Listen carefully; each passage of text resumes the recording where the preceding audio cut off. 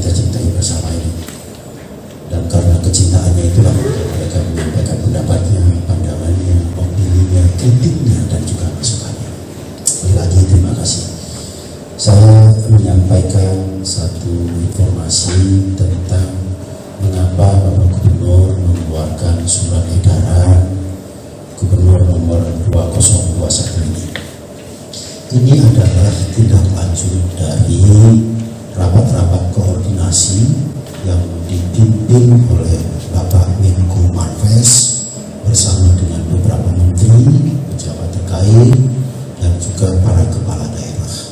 Intinya adalah mengantisipasi libur panjang Natal dan Tahun Baru di tengah pandemi COVID-19 ini, maka semua daerah diminta untuk melakukan upaya-upaya pencegahan yang baik supaya libur ini tidak menjadi momen menumbuhkan lagi atau melipat gandakan lagi pertumbuhan kasus baru COVID-19. Jadi semangatnya adalah itu. Mengimplementasikan kesepakatan rapat itu, maka Bapak Gubernur membuat surat edaran.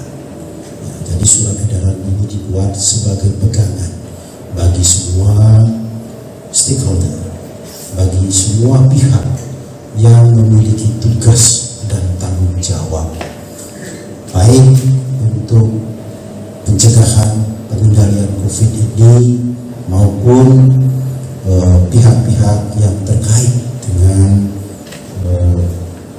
pariwisata.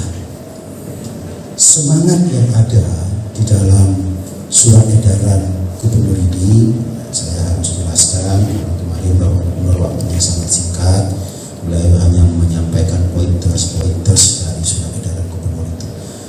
Sore hari ini saya ingin memberikan penjelasan lagi semangat, spirit yang terkandung di dalam surat edaran Gubernur itu adalah yang pertama, bagaimana kita bisa menjaga keseimbangan. Selalu bagaimana kita bisa menjaga keseimbangan antara upaya pencegahan COVID, pencegahan penyebaran COVID di tengah